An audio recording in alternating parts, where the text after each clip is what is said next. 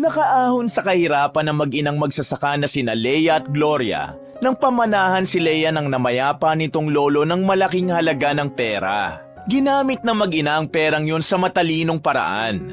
Nag-aral sa ibang bansa si Leia at nagpatayo sila ng farm resort. Dahil nais nilang sariwain ang buhay nila noon, ay nagpanggap sila na magsasaka sa sarili nilang resort. At sa kanilang pagpapanggap na yon, ay naranasan nila ang pagiging isang mababang empleyado, ang hirap ng trabaho, ang pagmamaliit at ang kawalang hustisya sa kanilang farm resort. Dito nila nakita na may ilang empleyado sa kanilang resort na abusado dahil lang sa meron nitong mataas na posisyon. Ngunit hanggang saan nila kayang tiisin ang kanilang nakikita? Kailan nila ibubunyag ang kanilang tunay na pagkatao?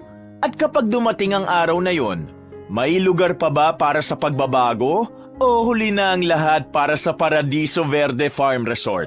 Halina't samahan niyong muli ang inyong lingkod na si Mr. Hope sa isa na namang kapana-panabik na pambihirang kwentong buhay. Isang maaliwalas na umaga, abala ang dalagang si Leia sa pagwawali sa harapan ng kanilang maliit na kubo. Ang kanyang inang si Gloria ay nasa loob ng bahay at nagluluto ng kanilang almusal. Napahinto siya sa ginagawa ng isang itim na kotse ang huminto sa tapat ng kanilang bakuran.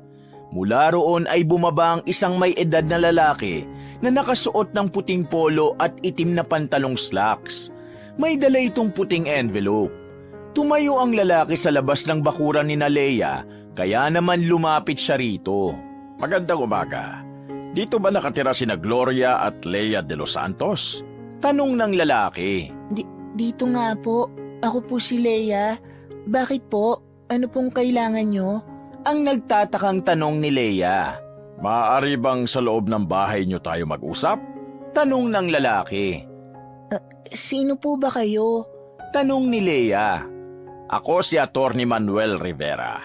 May mga bagay lang akong kailangang sabihin sa inyong mag-ina. Tugon ng lalaki. Sandaling pinagmasdan at pinakiramdaman ni Leia si Atty. Manuel. Sa tingin naman niya ay mapagkakatiwalaan ito, kaya nagdesisyon siyang patuloyin ito sa kanilang maliit na kubo. Tahimik na pumasok si Leia sa loob ng kanilang maliit na kubo habang nakasunod sa kanya si Atty. Manuel. Pinaupo niya ito sa isang mahabang upuan sa kanilang maliit na sala. Nakita naman ni Gloria na meron silang bisita, kaya huminto ito sa ginagawa at lumapit sa kanila. May bisita pala tayo. Tura ni Gloria. Magandang hapon po, Ma'am Gloria. Ako po si Atty. Manuel Rivera. Abogado po ako ng inyong ama na si Mr. Ernesto de los Santos. Sambit ni Atty. Manuel. Napansin ni Leia na natigilan ng kanyang ina. Namutla ito nang marinig ang pangalan ng tatay nito. Hindi. Umalis ka na. Kung ano man ang sasabihin mo ay hindi kami interesadong makinig. Leia, hindi bang sabi ko sa'yo huwag ka magpapapasok sa bahay natin lalo na't hindi mo kilala? Biglang tumaas ang boses ni Gloria na nagdulot ng pagtataka kay Leia. Ma'am Gloria, gusto ko lang pong ipaalam sa inyo na 1 taon na pong patay ang inyong ama. Malungkot na tura ng abogado. Ha? Patay na ang papa? Muling natigilan si Gloria at umagos ang luha sa mga mata nito. Tumayo si Atty. Manuel at inilabas nito ang ilang papeles mula sa dala nitong envelope. Nakikiramay po ako sa inyo. Nandito ako dahil nais kong ipaalam sa inyo na kasama si Leia sa last will and testament ni Mr. Ernesto de los Santos. At ayon po sa kanyang testamento, ang malaking bahagi ng kanyang kayamanan ay ipinamana niya sa kanyang apo na si Leia de los Santos. 500 million pesos po ang perang iniwanan niya para kay Leia. Ito po ang opisyal na dokumento ng kanyang testamento. Pahayag ni Atty. Manuel. Napatingin si Leia nang iabot ng abogadong ilang dokumento kay Gloria. Halatang nanginginig ang kamay ng kanyang ina nang kunin yon, pero hindi nito yun tiningnan. Kung gulat na gulat si Gloria ay mas matindi ang gulat na naramdaman ni Leia ng sandaling yon. Hindi niya kasi alam na ganoon kayaman ang kanyang lolo Ernesto para pamanahan siya ng ganong kalaking halaga ng pera. Nang umalis na si Attorney Manuel, ay isang malalim na paghinga ang pinakawala ni Leia. Agad siyang bumaling sa kanyang ina.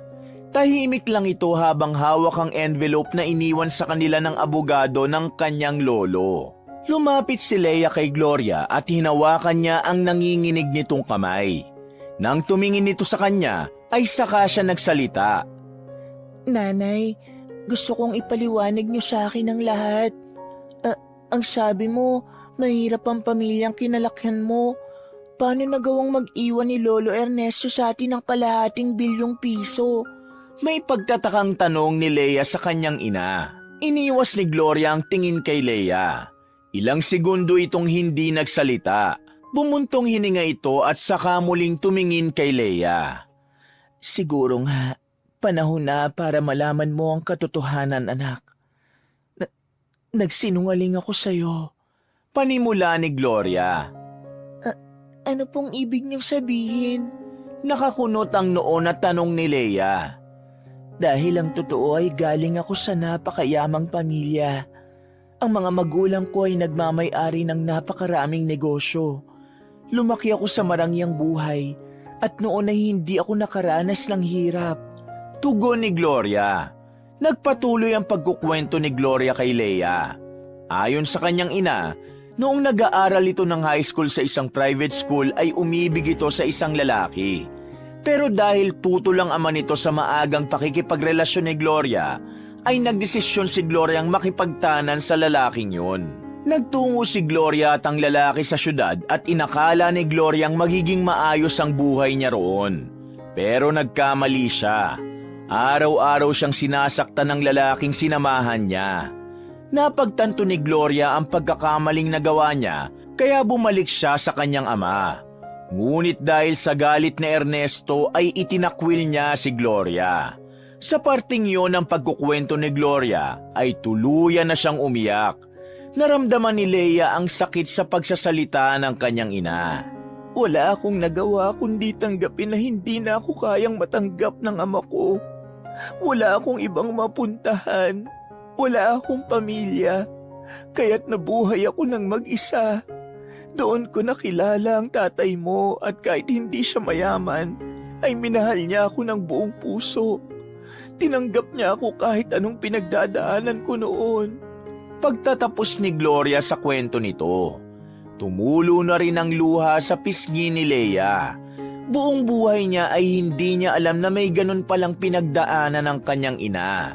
Nang dahil din sa pagsasabi nito ng katotohanan, ay naintindihan niya kung bakit nito inilihim sa kanya ang totoong estado ng buhay ng Lolo Ernesto niya. Pero naisip ko lang, Nay, ibig sabihin matagal nang alam ni Lolo Ernesto kung ano ang buhay natin. Alam niya kung nasaan tayo, alam niya kung paano tayo namuhay sa hirap. Kaya niya ako pinamanahan. Nanay, kahit itinakwil ka niya noon, hindi ka niya kailanman tuluyang nakalimutan. Patuloy na lumuluhang sabi ni Leia. Niyakap ni Leia ang kanyang ina ng mahigpit upang kahit paano ay gumaan ang pakiramdam nito.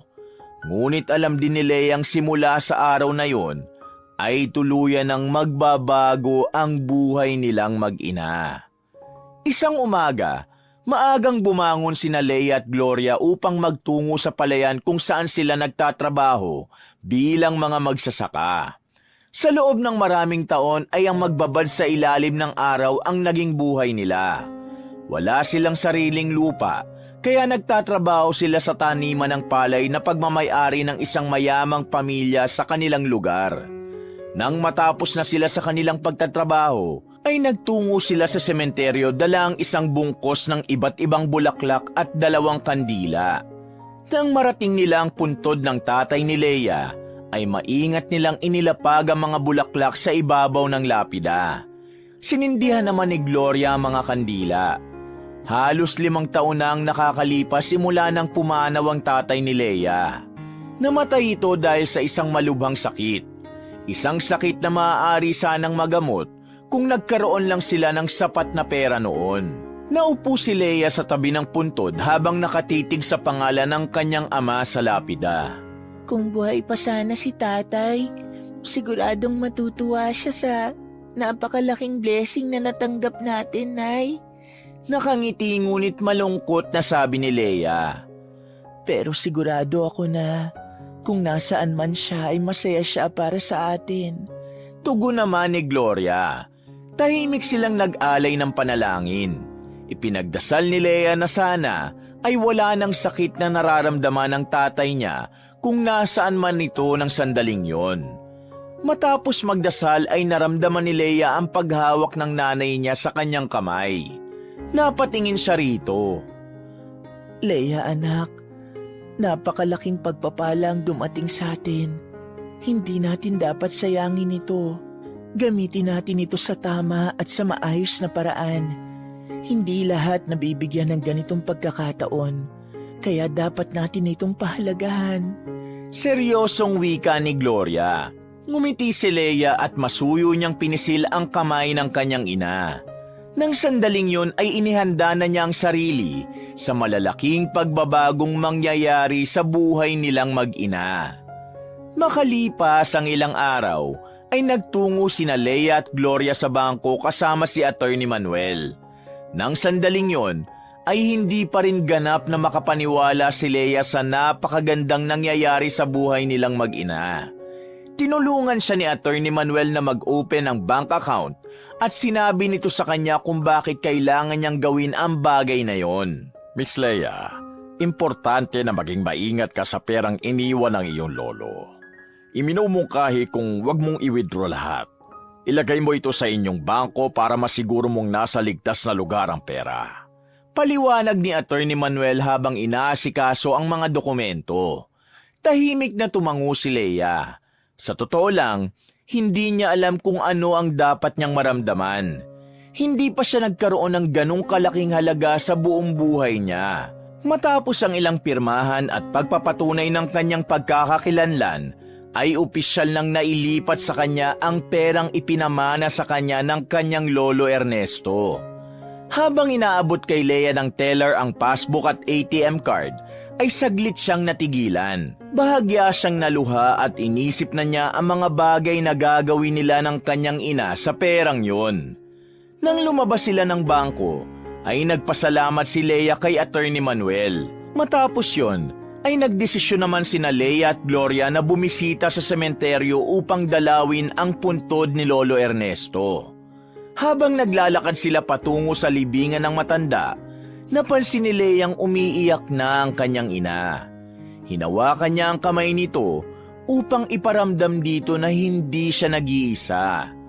Nang makarating sila sa puntod ni Lolo Ernesto, maingat na inilapag ni Leia ang dala nilang mga bulaklak para rito. Pumikit siya at taimtim siyang nagpasalamat sa napakalaking biyayang ipinagkaloob nito sa kanilang mag-ina. Matapos ang kanilang pagbisita sa puntod ni Lolo Ernesto, ay unti-unting bumuo ng mga plano sina Leia at Gloria kung paano nila gagamitin ang perang kanilang natanggap. Hindi nila nais na basta lang gastusin yun dahil gusto nilang ilaan yun sa isang bagay na makabuluhan at pangmatagalan. Sa pag-iisip ng mag-ina ay naalala nila ang kanilang pinagmulan at yon ay ang kanilang pagiging magsasaka. Dahil doon ay nakabuo sila ng isang ideya. Naisip nilang bumili ng isang malaking lupain upang gawin yung farm resort. Matapos ang ilang buwang paghahanap, ay natagpuan nila ang perpektong lokasyon para sa negosyo na kanilang naisip. Isa yung malawak na lupain sa probinsya na napapalibutan ng luntiang kabundukan at malapit sa isang ilog. Sa lugar na yun nila napiling itayo ang kanilang farm resort. Nagkasundo ang mag-ina na pagsamahin ng modern at makalumang disenyo para sa resort na yon. Isang eco-friendly na resort kung saan maaaring maranasan ng mga magpupunta roon ang isang payapang buhay na mahirap mahanap sa syudad. Pinangalanan nila yung Paradiso Verde Farm Resort. Habang abala sa pagpapatayo ng resort, isang desisyon ang nabuo ni Leia. Gusto niyang ipagpatuloy ang kanyang pag-aaral. Sa kabila ng kanyang bagong responsibilidad bilang may-ari ng farm resort, ay nais pa rin niyang abutin ang kanyang pangarap na magkaroon ng mas mataas na edukasyon. Matagal niya nang gustong maging isang agricultural entrepreneur upang magkaroon siya ng mas malawak na kaalaman sa agrikultura at negosyo. Napagtanto niyang ang tamang paghawak ng isang farm resort ay nangangailangan ng kaalaman sa sustainable farming, agritourism at business management. Kaya naman nagdesisyon siyang kumuha ng kursong agribusiness management sa isang prestiyosong universidad sa ibang bansa. Ngunit isang bagay ang pumipigil kay Leia upang mag-aral sa labas ng Pilipinas. At yun ay ang hindi siya sanay na malayo sa kanyang ina. Simula pagkabata, magkasama na sila. Hindi niya maatim na iwan itong mag-isa sa Pilipinas. Dahil doon ay nagdesisyon siyang isama si Gloria sa ibang bansa upang magsimula ng bagong yugto ng kanilang buhay. Sa kabila ng pangamba ni Gloria na lumayo sa Pilipinas, ay napagtanto nitong isang magandang oportunidad yun, hindi lang para kay Leia, kundi para rin sa kanilang dalawa. Sa kanilang pag-alis, ipinagkatiwala nila ang Paradiso Verde Farm Resort sa isang pinagkakatiwalaan nilang tao, si Mang Domeng. Si Mang Domeng ay isang matandang kaibigan ng yumaong tatay ni Leia. Alam nilang nasa mabuting kamay ang kanilang negosyo sa pangangalaga ni Mang Domeng na isang batikang magsasaka. Makalipas ang ilang taon, ay tuluyan nang nabuksan ang Paradiso Verde Farm Resort sa publiko. Mabilis itong nakilala bilang isa sa pinakamagandang farm resort sa bansa. Isang lugar kung saan maaaring mag-relax sa mga bisita, matuto tungkol sa organikong pagsasaka, at maranasan ang tunay na buhay sa probinsya. Sa kabila ng pagiging abala sa kanilang buhay sa ibang bansa, masaya sina Leia at Gloria na patuloy na umaangat ang kanilang negosyo. Hindi sila nagkulang sa pag-monitor sa farm resort at tiniyak nilang maayos ang pamamalakad ni Mang Domeng doon. Sa bawat buwan na dumadaan ay patuloy ang pagpasok ng kita sa kanila. Isang patunay na hindi sila nagkamali sa desisyon nilang magtayo ng isang farm resort. Mabilis na lumipas ang mga taon at hindi na malaya ni Leang natapos niya na ang kanyang kursong agribusiness management sa universidad na pinasukan niya sa ibang bansa. Bilang pagdiriwang ng tagumpay niya, ay naisipan nilang mag-ina na magtungo sa isang cruise. Isang marangya at malaking barko ang kanilang sinakyan. Isang gabi, sa barko ay nakasuot si Leia ng isang eleganteng damit, habang si Gloria naman ay nakasuot ng simpleng bestida. Nasa itaas sila ng barko habang nagdi-dinner, at mula roon ay tanaw nila ang kalangitang puno ng bituin. Maya-maya ay napangiti si Leia habang hawak ang baso ng wine. Alam mo, Nay, hanggang ngayon ay hindi pa rin ako makapaniwala sa nangyayari sa atin. Parang panaginip lang ang lahat. Dati, sa palayan lang tayo nagtatrabaho, tapos ngayon, heto tayo, nasa isang cruise ship at pinagdiriwang ang pagtatapos ko ng pag-aaral. Masayang wika ni Leia. Lahat ng ito ay utang natin sa lolo mo. Kung hindi dahil sa kanya, hindi tayo magiging ganito. Alam ko, kung buhay pa siya, napakasaya niya para sa atin, anak. Nakangiting sambit naman ni Gloria. Malaki rin po ang contribution niyo sa lahat ng ito, Nay. Kung hindi dahil sa talino niyo sa paghahawak ng perang iniwan ni Lolo Ernesto, baka matagal nang naubos ang perang yun. Ikaw ang dahilan kung bakit maayos at matagumpay ang buhay natin ngayon. Tura ni Leia. Naniniwala kasi ako na ang yaman na madaling nakuha ay madali ring mawawala kung hindi mo ito pahahalagahan at gagamitin ng tama. Tumangutangong sabi ni Gloria. Muling nagsali ng wine si Leia sa kanyang baso. Nakatulala siya sa malawak na karagatan at bigla niyang naisip ang kanilang farm resort. Nay, kumusta na nga pala ang kita natin sa resort? Tanong ni Leia matapos uminom ng wine. Ngumiti si Gloria at kinuha ang tablet nito mula sa bag. Sandali anak at ipapakita ko sa iyo. Binuksan ni Gloria ang isang financial report sa tablet nito mula sa accounting software na ginagamit nila para sa kanilang negosyo. Iniabot ni Gloria ang tablet kay Leia. Habang tinitingnan ni Leia ang total revenue, net income at expenses ng kanilang farm resort, ay hindi niya napigilan ng mapangiti. Grabe, Nay. Ang laki ng kita natin last month. Masayang bulalas ni Leia. Oo nga, anak. Salamat kay Mang Doming at sa mga empleyado natin. Talagang maganda ang takbo ng negosyo natin dahil sa kanila. Tugon ni Gloria. Pero dahil nabanggit mo na rin ang resort natin, may sasabihin pala ako sa'yo. Tumawag kasi sa akin si Mang Doming nung isang araw at may ilang bagay tayong kailangang ayusin sa resort. Dugtong ni Gloria. Napakunot noo si Leia. Anong mga kailangang ayusin sa resort, Nay? Tanong niya. May ilang cottage daw sa may lake area ang nasira dahil sa malakas na bagyo ng isang linggo. Saka kailangan din natin magdagdag ng outdoor lights sa garden area. Medyo madilim daw sa ilang bahagi nun tuwing gabi, kaya may ilang guest na nagrereklamo. Sagot ni Gloria. Siguro mas okay kung solar-powered lights ang gamitin natin para mas tipid. Mungkahi ni Leia. Magandang ideya yan, anak. At panghuli, kailangan palitan ng ilang kahoy sa viewing deck natin. May ilang araw na raw na medyo marupok na at delikado kung hindi agad maaayos. Dugtong pa ni Gloria. Muling tumingin si Leia sa tablet at naisip niya kung gaano nakalayo ang kanilang narating kumpara sa buhay nila noon. Huminga siya ng malalim at ipinagpatuloy ang kanilang dinner. Ngunit sa kalagitnaan ng kanilang pagkain, ay napansin ni Leia nakatulala ang kanyang ina. Tila malungkot ito at may malalim na iniisip. Nay, may problema po ba? Bigla po kayong tumahimik dyan. Tanong ni Leia matapos ilapag ang kubyertos. Tumingin si Gloria sa kanya at ngumiti. Wala naman, anak. May naisip lang ako. Tugon ni Gloria. Ano pong iniisip nyo? Parang bigla na lang kayong nalungkot. Usisa ni Leia.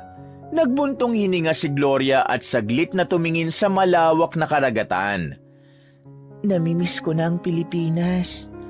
Leia, simula kasi nang umalis tayo doon, kahit isang beses ay hindi natin nagawang bumisita kahit sandali. Oo nga, maganda dito. Pero iba pa rin ang buhay kapag nasa sarili mong bansa ka. Sagot ni Gloria. Alam nyo, Nay, ako rin. Namimiss ko na rin ang Pilipinas. Gusto niyo na po bang bumalik? Tutal, tapos na rin naman akong mag-aral dito Nakangiting sabi ni Leia. Ikaw anak, sigurado ka bang gusto mo nang umuwi? Nag-aalangang tanong ni Gloria. Tumango si Leia. Oo naman, Nay. Huwag kayong mag-alala. May ilang bagay lang akong kailangang ayusin dito pero pagkatapos nun, uuwi na tayo. Nakangiting tura ni Leia. Napangiti na rin si Gloria at kahit hindi na ito nagsalita pa, ay naramdaman ni Leia ang labis na kasiyahan ng kanyang ina sa kanyang sinabi. Para kay Leia, wala nang iba pang mas importante sa mundo kundi ang kasiyahan ng kanyang nanay. Makalipas ang halos isang linggo, ay nakasakay na sina Leia at Gloria sa eroplano pauwi ng Pilipinas. Hindi maitago ni Gloria ang kasabikan at panay ang kwento nito kay Leia ng mga bagay na gusto nitong gawin sa pagbabalik nila sa sariling bansa. Panay ang tingin nito sa labas ng bintana ng eroplano na parang hindi ito mapakali. Oh, Nay, relax ka lang. Matagal-tagal pa ang biyahe natin. Pabirong saad ni Leia sa kanyang ina. Pasensya ka na, anak. Hindi na kasi ako makapaghintay na makabalik tayo sa Pilipinas. Alam mo naman na hindi lang ang mismong Pilipinas ang namiss ko, kundi yung dati nating buhay. Yung simpleng buhay natin sa bukid at nagsasaka tayo. Ani Gloria. Natawa ng bahagya si Leia at umiling. Seryoso po kayo? Talagang namimiss niyo ang magsaka? Ang sakit kaya sa balat ng sikat ng araw. Biruin niyo ilang oras tayong nakabilad noon sa ilalim ng araw. Oo naman, namimiss ko rin yun. Kahit masakit sa balat ang magsakay, yun naman ang bumuhay sa atin ng maraming taon. Hindi naman masama ang bumalik sa kung saan tayo nanggaling, kahit nasa taas na tayo ngayon. Tura ni Gloria. Biglang natahimik si Leia sa sinabi ng kanyang ina dahil tila may naglaro sa kanyang isipan. Muli siyang napatingin sa kanyang ina. Maya-maya ay napangiti siya nang isang ideya ang pumasok sa kanyang isipan. Nay, gusto niyo po ba talagang ma-experience ulit yung dati nating buhay na nagsasaka tayo? Tanong ni Leia. Napaangat ang kilay ni Gloria. Ha? Anong ibig mong sabihin? Nagtataka nitong tanong. May farm resort na tayo, di ba? Pwede naman tayong bumalik sa buhay pagsasaka kahit saglit lang. Magpanggap tayo mga trabahador sa sarili nating farm resort. Tugon ni Leia. Naku, Leia, kung ano-ano na namang kalokohan ang naiisip mo. Natatawang wika ni Gloria. Ngumiti si Leia at nagpatuloy. Seryoso ako, Nay. Wala namang nakakakilala sa atin doon maliban kay Mang Doming. Magpapanggap tayong magsasaka sa farm resort natin kahit 1 week lang. Tapos saka tayo magpapakilala sa mga staff natin doon kung sino talaga tayo. Parang ang saya lang nun, di ba? Ay, ikaw talaga, Leia. Napaka-adventurous mo. Kung ano-anong naiisip mo. Naiiling na saad ni Gloria. Hinawakan ni Leia ang braso ng kanyang ina. So, payag na po kayo? Tanong ni Leia nang may kasabikan sa boses. Nag-isip sandali si Gloria at maya-maya ay tumango ito. Sige na nga, payag na ako. Pero kung magpapanggap tayong magsasaka sa farm resort natin, dapat ay kausapin na natin agad si Mang Doming. Saka hindi tayo pwedeng umasta na may-ari nun, ha? Tura ni Gloria. Mas lumawak ang ngiti ni Leia. Oo naman po. Hindi na ako makapaghintay na makarating tayo sa Pilipinas. Masayang wika ni Leia. Habang lumilipad ang eroplano ay may excitement na naramdaman si Leia sa gagawin nilang pagpapanggap na yon ng kanyang ina. Napagtanto niya na tama si Gloria. Walang masamang lumingon sa kung saan sila nanggaling bago nila naabot ang kanilang tagumpay. Hindi nagtagal ay nakarating na sina Leia at Gloria sa bahay nila sa Maynila na ipinagawa nila habang nasa ibang bansa sila. Malaki yon, moderno ang disenyo at napapaligiran ng malawak na bakuran. Napakalayo nun sa bahay na kinalakhan ni Leia na gawa sa kahoy at pawid. Nang makapasok sina Leia sa loob ng kanilang bahay, ay bigla siyang naluha. Noon kasi ay nangangarap lang sila ng isang komportabling tirahan at pakiramdam niya ay nananaginip pa rin siya nang magkaroon na ng katuparan ng pangarap nilang yon. Ang ganda pala ng bahay natin sa personal, anak. Hindi pa rin ako makapaniwala. Ani Gloria habang nagpupunas ng luha. Ako rin po hindi makapaniwala. Ang dami natin pinagdaanan pero heto tayo ngayon. At hindi na rin ako makapaghintay na makita ang farm resort natin. Masayang sambit ni Leia. Pero, seryoso ka ba talaga sa sinasabi mong magpapanggap tayo bilang trabahador doon? Tanong ni Gloria. Tumawa ng bahagya si Leia at tumango. Oo naman po. Gusto kong maranasan ulit ang buhay sa bukid at gusto kong makita kung paano nga ba pinapatakbo ang resort natin mula sa pananaw ng mismong mga trabahador doon. Ani Leia. Kung ganon, tatawagan ko na si Mang Doming para mapag-usapan namin tong plano natin. Kailangang maihanda niya ng lahat bago tayo pumunta ron. Tura ni Gloria. Okay, Nay. Ikaw na makipag-usap kay Mang Doming. Ako naman po ay magpapahinga na muna. Ang haba ng biyahe natin at parang hinihila na po ako ng kama eh. Naiilang na wika ni Leia. Umakyat si Leia sa ikalawang palapag at bawat hakbang ay nagdala sa kanya ng halo-halong emosyon. Sa kanyang pagpasok sa sariling kwarto ay napahinto siya sa may pintuan at iginala niya ang paningin sa kabuuan ng kanyang malaking kwarto. Napabuntong hininga si Leia sa kamarahang lumapit sa kama at naupo roon. Noon ay nagkakasya lang sila ng kanyang ina sa isang maliit na silid kung saan halos hindi sila makagalaw sa sobrang sikip. Hindi na malaya ni Leia ang naluluha na naman pala siya. Maya-maya ay humiga siya sa malambot na kama at ipinikit ang kanyang mga mata. Sa dami ng nangyari sa buhay nila, isa lang ang sigurado siya. Hindi niya kailanman kakalimutan kung saan sila nagsimula. Gabi na nang magising si Leia. Kahit paano ay nakabawi na siya ng tulog. Nang tumingin siya sa orasang nakasabit sa dingding, ay nalaman niyang 9:00 na ng gabi.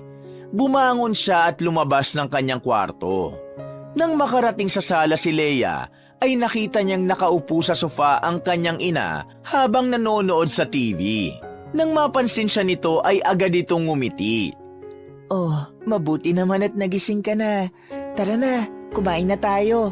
Nakapagluto na ako ng hapunan natin. Ani Gloria. Dapat po ay nauna na kayong kumain, Nay. Baka gutom na kayo eh. Tura ni Leia. Hindi pa naman ako sobrang gutom. Saka alam mo namang hindi ako sanay kumain nang hindi tayo magkasabay. Sabi ni Gloria. Kinuha nito ang remote at inoff ang TV. Napangiti si Leia sa narinig. Kahit noong mahirap pa sila, ay palaging magkasabay silang kumakain ng kanyang ina kahit ano pa ang ulam nila. Kahit asin ang ulam nila, para sa nanay niya ay mahalaga na sabay silang kakain. Isa yon sa mga nakasanayan nila na hindi na bago kahit noong nasa ibang bansa sila.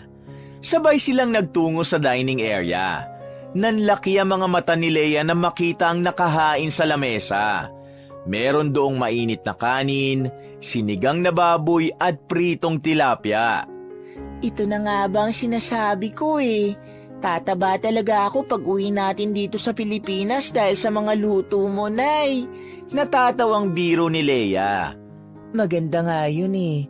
Sa ibang bansa nga, panay ang diet mo. Dapat ay bumawi ka dito ng pagkain. Nakangiting wika ni Gloria.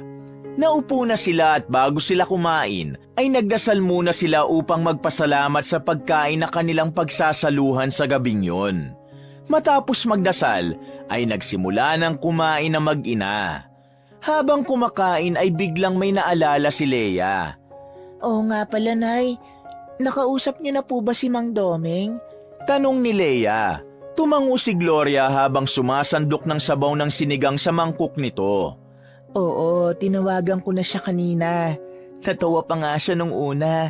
Akala niya nagbibiro ako. Ani Gloria. Natawa si Leia. Expected ko nang iisipin ni Mang Domeng na nagbibiro ka, Nanay. Siguro iniisip niya na bakit naman natin gugustuhin magpanggap bilang trabahador sa sarili nating farm resort, di ba? Sabi ni Leia. Pero nang ipinaliwanag ko na gusto nating maranasan kung paano ang totoong buhay ng mga nagtatrabaho roon, ay naintindihan niya naman ako. Kaya sa makalawa, pupunta na tayo ron para magsimula. Saad ni Gloria. Muling napangiti si Leia. Sa wakas kasi ay makikita na nila ang farm resort na una nilang naipundar mula sa ipinamana sa kanila ng kanyang lolo. Mabilis na lumipas sa mga araw, at dumating na rin ang pinakahihintay na araw ni Leia at Gloria. Ang araw kung kailan sila magpupunta sa kanilang sariling farm resort sa unang pagkakataon. Maaga pa lang ay handa na sila. Simpleng damit ang kanilang isinuot at kahit ang mga damit na inimpake nila kagabi ay simple lang din.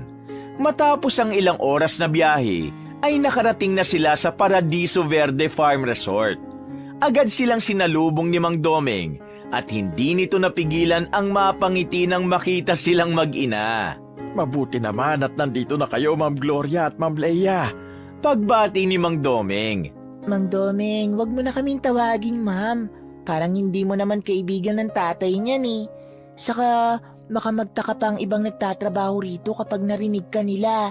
Paalala ni Leia. Napakamot sa batok si Mang Domeng. Ay, oo nga pala. Ipasensya na't nakalimutan ko. Hayaan nyo at hindi ko na kayo tatawaging ma'am. Ani ng matandang lalaki. Pero Mang Domeng, sigurado ka ba na walang nakakaalam na kami ang may-ari ng farm resort na ito bukod sa'yo? May kabang tanong ni Gloria. Ay oo naman ma'am. Gloria, nung binuksan itong farm resort nyo, wala naman kayo rito dahil nasa ibang bansa kayo.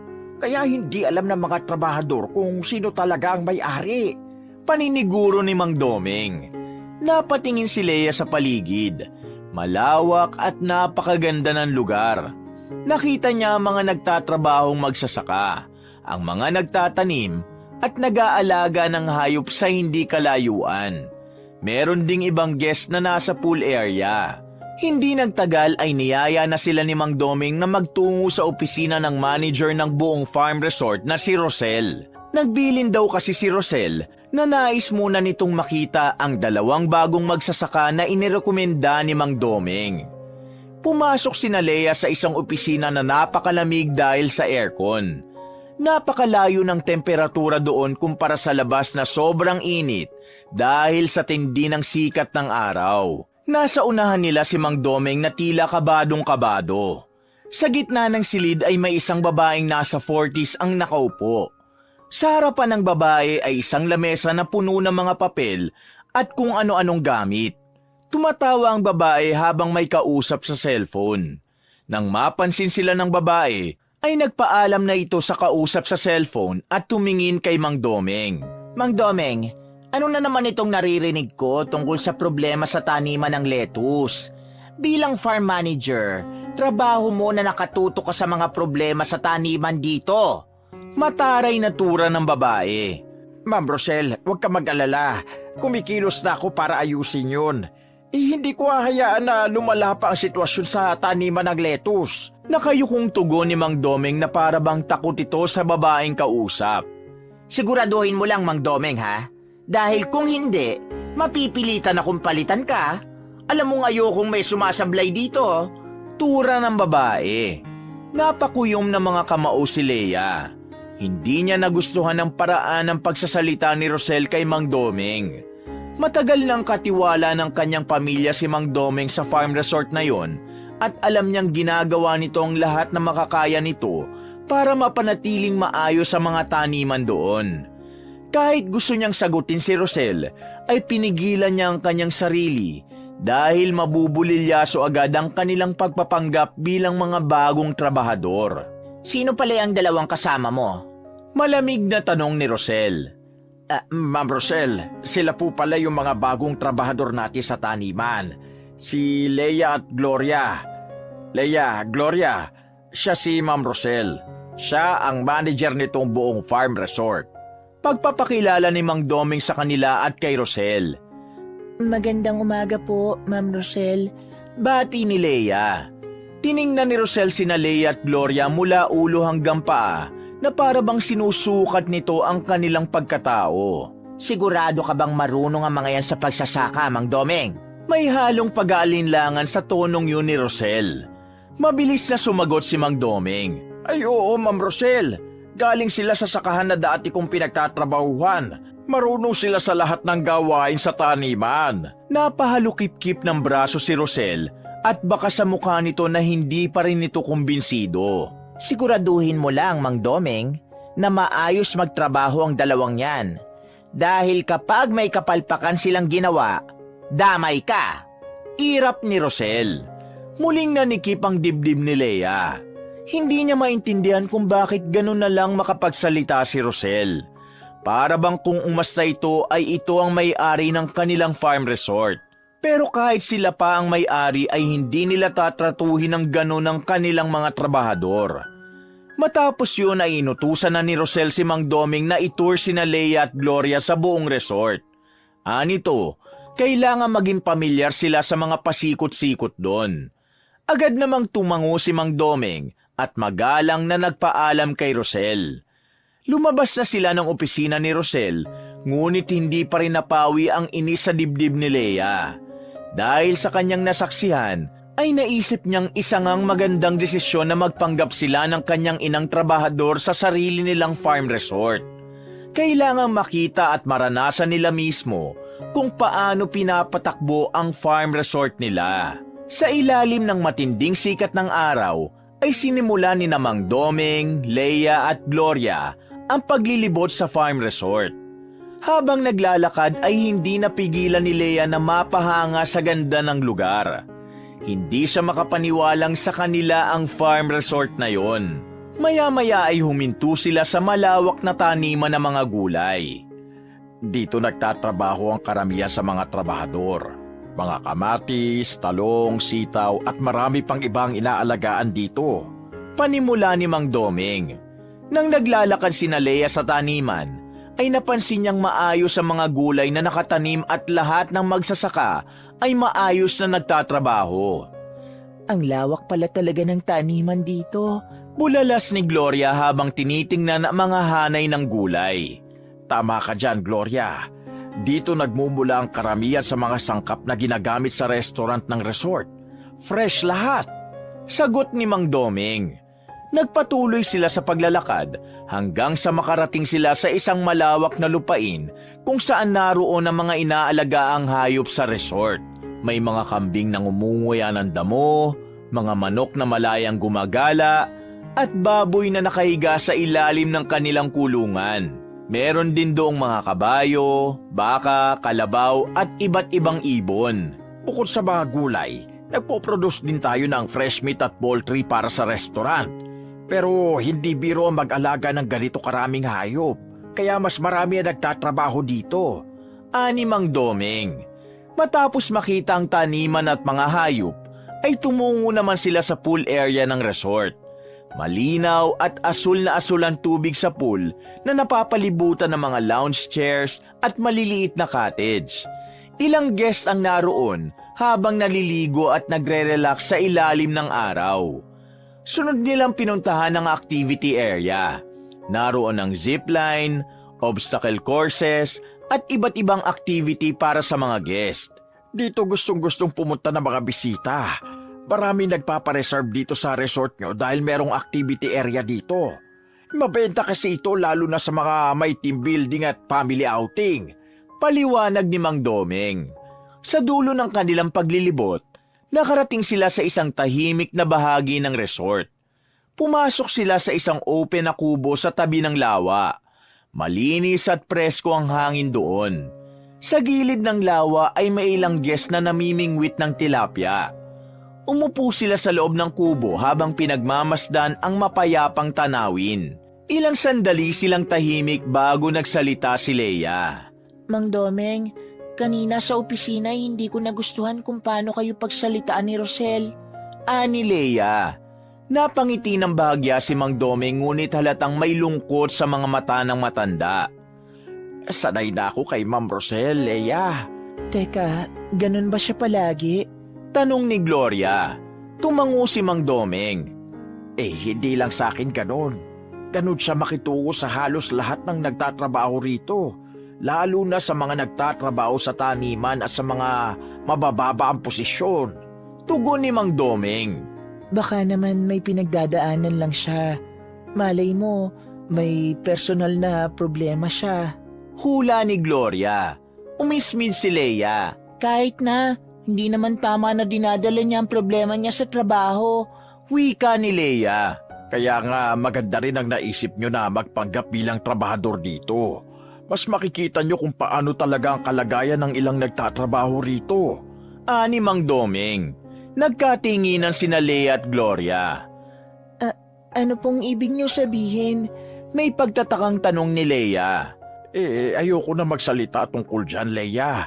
Kayo na bahalang makakita at makaalam. Tugon ni Mang Domeng. Biglang nagkaroon ng kaba sa dibdib ni Lea. Hindi nagtagal ay sinabi na ni Mang Domeng na kailangan na nilang magsimulang magtrabaho at baka mapagalitan pa sila ni Rosel.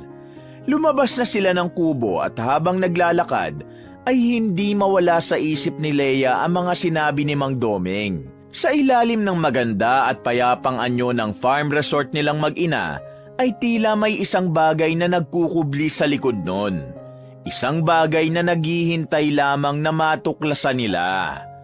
Agad na nagtungo sina Lea at Gloria sa taniman ng gulay upang simulan ang kanilang unang araw bilang mga trabahador sa sarili nilang farm resort. Nakasuot sila ng damit na may mahabang manggas upang protektahan ang braso nila sa init ng araw. Pagdating nila sa taniman, ay sinalubong sila ng mainit na sikat ng araw at halimuyak na mga nakatanim na gulay. Naroroon na ang ilang trabahador na abala sa pagtatanim, pag-aalis ng damo at pagdidilig. Hindi na sila nagsayang ng oras. at nagsimula na silang tumulong sa mga gawain sa taniman. Naramdaman ni Leia ang saya habang nagtatanim sila ng binhi sa lupa dahil lumaki siya na ginagawa ang ganong trabaho. Habang abala sila sa trabaho, ay may ilang guest na dumaan sa taniman. Isa sa kanila ay isang lalaki na halatang may alam din sa agrikultura. May dala itong notebook at mukhang interesado sa pamamaraan ng pagtatanim sa farm resort. Excuse me, pwede bang magtanong? Bati ng lalaki sa kanilang lahat. Nagtinginan ng ibang trabahador at tila walang gustong sumagot. Dahil doon ay si Leia na ang humarap sa lalaki. Magandang umaga po, sir. Sige po, ano pong itatanong nyo?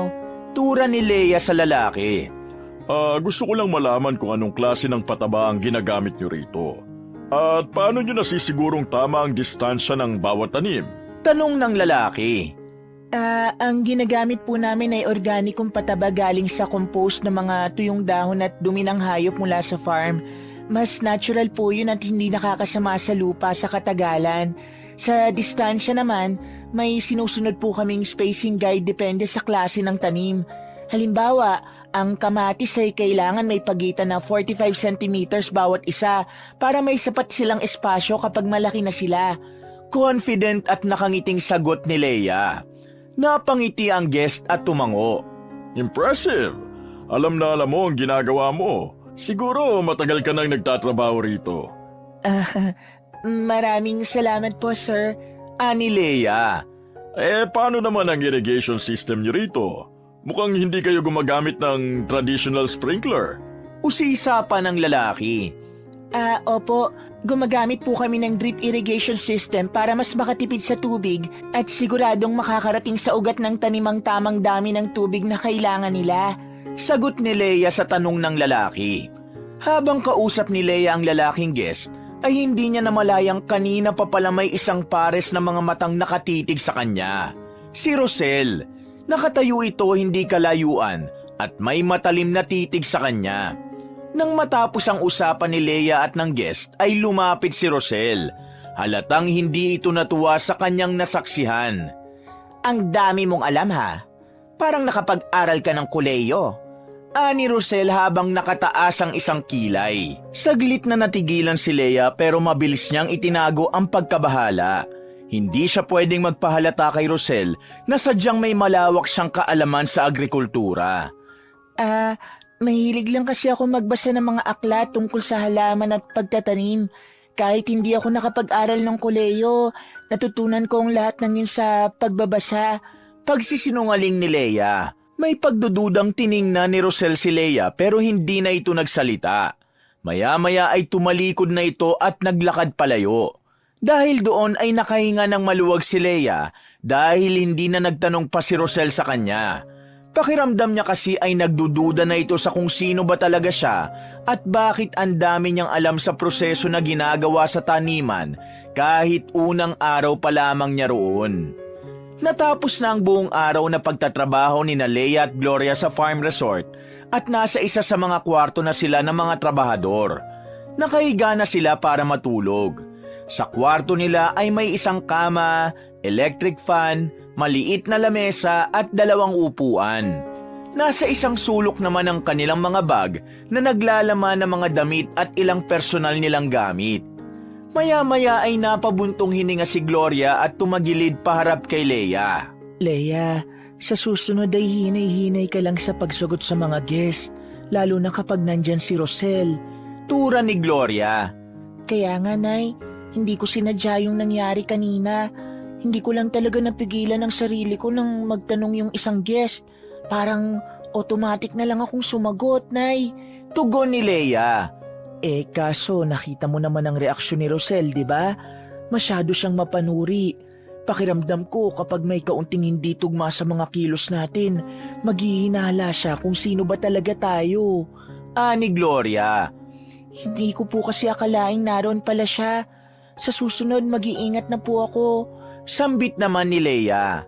Alam mo anak, sa totoo lang ay hindi ako komportable kay Rosel. Kanina nung nakita ko kung paano niya kausapin si Mang Domeng, parang may bumara sa lalamunan ko. Ang bastos ng tono niya, Leia. Parang gusto ko siyang pagsabihan pero pinigilan ko lang ang sarili ko. Gaya ng sinabi ko kanina, baka may pinagdadaanan lang siya o kaya naman baka hindi maganda ang araw niya. Pag-amin ni Gloria, nag-isip si Leia. Totoo ang sinabi ni Gloria. Si Rosel ay hindi lang mataray. Malakas ang pakiramdam niya na merong malalim na dahilan sa likod ng ugali nito. Bigyan pa natin siya ng ilang araw. Baka naman may pinagdadaanan lang talaga siya. Tingnan muna natin kung paano siya makitungo sa ibang trabahador at sa mga guest. Turan pa ni Gloria. Hindi na nagsalita si Leia. Huminga siya ng malalim at ipinikit na ang kanyang mga mata. Kailangan niya ng mahabang tulog dahil pagod na pagod siya sa maghapong pagtatrabaho. Sa mga sumunod na araw ay unti-unting napansin ni Leia ang tunay na kulay ni Rosel. Sa unang tingin, isa itong profesional at masipag na manager na laging nakangiti at maayos na nakikitungo sa mga guest, lalo na sa mga mayayamang bisita ng farm resort. Ngunit sa likod ng magandang imahe nito, ay ibang-iba ang trato nito sa mga ordinaryong trabahador. Sa taniman ng gulay ay madalas na pinagagalitan ni Rosel ang mga magsasaka. Kahit paanong gawin ng mga ito, ay tila hindi siya nasisiyahan. Minsan nakikita ni Leia na kahit nasa ilalim ng matinding sikat ng araw ang mga trabahador, ay patuloy pa ring pinagtatrabaho ni Rosel ang mga ito. Kahit wala namang mali, ay pilit itong naghahanap ng rason para mamintas. Sa mga nag-aalaga ng hayop, ay ganun din si Rosel. Minsan, nakita ni Leia kung paano sinermo na ni Rosel ang isang trabahador dahil anito ay napakadumi ng kulungan ng mga baboy kahit kakalinis lang ng kulungan. Hindi rin ito nag-aalangan na magtaas ng boses sa mga trabahador kahit pa may mga guest na nakakakita na para bang nais nitong ipakita sa lahat na nakakataas siya. Napansin ni Leia, para kay Rosel ay walang karapatang mapagod o magkamali ang mga trabahador. Ngunit kapag may mayayamang guest na dumarating ay nagiging ibang tao si Rosel. Nagiging maamo ang boses nito at laging nakangiti at punong-puno ng paggalang. Para bang ibang personalidad ang lumalabas mula rito sa mga ganong pagkakataon. Bukod doon ay napansin din ni Leia ang paraan ng pakikitungo ni Rosel kay Erica, ang reservations manager ng resort. Tila ginagawang personal assistant ni Rosel si Erica at gusto nito na palaging nakabuntot dito si Erica na parang isang alipin. Madalas nitong utusan si Erica sa mga bagay na hindi naman sakop ng trabaho nito. Ramdam ni Leia na takot si Erica kay Rosel, kaya palagi nitong sinusunod ang lahat ng utos ni Rosel. Mas lalo pang nadismaya si Leia nang mapansin niyang lahat ng malapit kay Rosel sa farm resort ay hindi masipag magtrabaho. Ang ilan sa mga yun ay inuuna pang pag-upo at kwentuhan kesa ang magtrabaho. May ilang trabahador na halatang malakas ang loob na magpahinga ng matagal dahil alam nilang malapit sila kay Rosel, samantalang ang ibang empleyado ay halos hindi makapagpahinga dahil laging minamatsaga ni Rosel. Habang tumatagal ay mas luminaw kay Leia ang hindi makatarungang sistema sa farm resort. Malinaw na meron doong favoritism, pang-api, at maling pamamalakad sa ilalim ng kamay ni Rosel. Isang umaga, habang abala si Leia sa pagtatrabaho sa taniman, ay nakita niya ang isang grupo ng mga tao na kasama ni Rosel. Nakangiti ito at tila may pinapaliwanag habang naglalakad.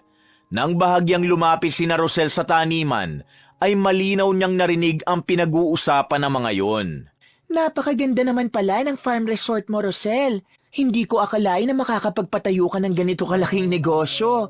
Ikaw na talaga ang pinaka-successful sa batch natin. Grabe ka na talaga ngayon. Wika ng isang babaeng naka-shades at nakasuot ng mamahaling damit. Oo nga, kung matatandaan ko nun sa klase natin ikaw yung palaging mahina sa recitation at hirap sa exams. Paano ka naman naging successful na negosyante bigla? Sabat naman ng isang lalaki. Malakas na tumawa si Rosel.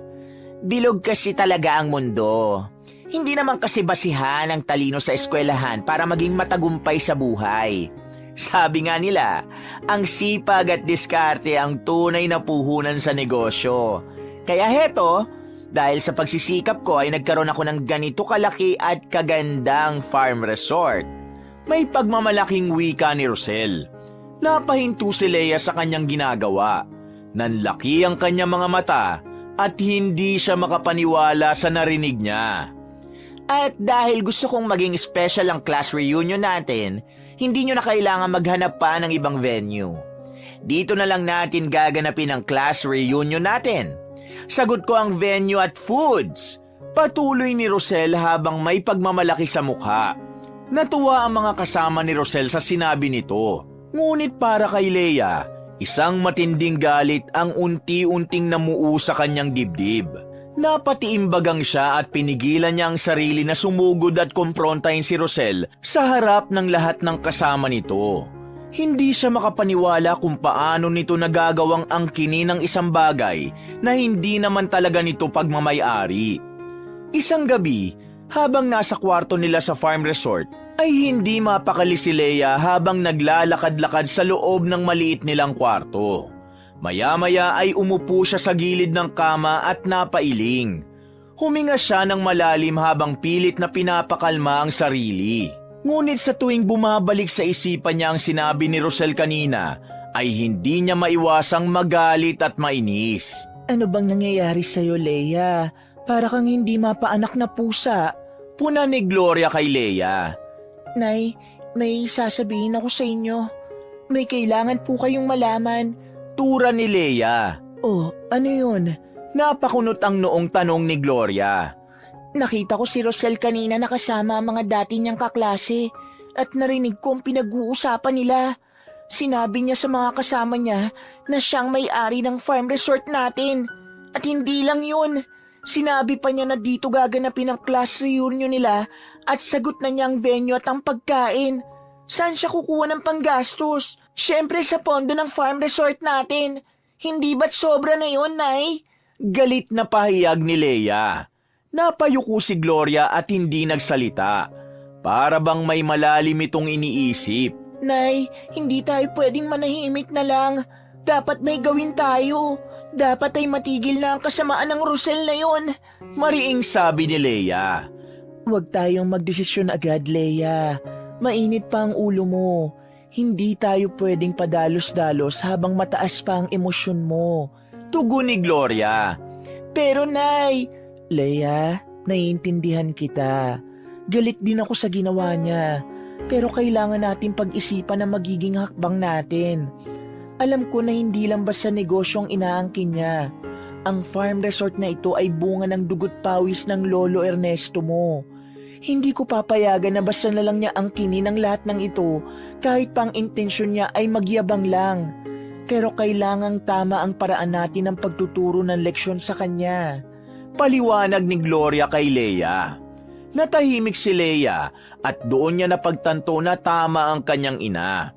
Pero kahit alam niyang may punto si Gloria, ay hindi pa rin niya maintindihan kung saan kumukuha ng kapal na mukha si Rosel na magsabi sa ibang tao ng ganong kasinungalingan. Isang umaga, habang abala sina Leia at Gloria sa pagtatanim ng gulay, ay may ingay na pumunit sa katahimikan ng farm resort. Mula sa direksyon ng pool area, ay may narinig silang sigawan na tila nagmumula sa isang mainit na pagtatalo. Napahinto si Leia sa ginagawa at napatitig sa ina. Nay, parang may gulo sa pool area. Pabulong niyang wika. Napatingin din si Gloria sa pinagmumula ng ingay. Oo nga, pero wag na tayo makialam, Leia. Trabaho natin ang asikasuhin natin at hindi ang away ng iba. Tura ni Gloria. Ngunit hindi nakinig si Leia. Iniwan niya ang kanyang hawak na pala at mabilis na nagpunta sa pool area. Hindi niya pinansin ang pagtawag ng kanyang ina sa kanya. Pagdating niya roon ay nakita niyang si Rosel ang kausap ng isang babaeng guest na halatang galit na galit. Namumula ang mukha nito habang diretsyong kinakausap si Rosel na mukhang naiinis din ngunit pinipigilan lang ang sarili. Hindi na nagdalawang isip si Leia. Lumapit siya at magalang na sumingit sa pagtatalo ng dalawa.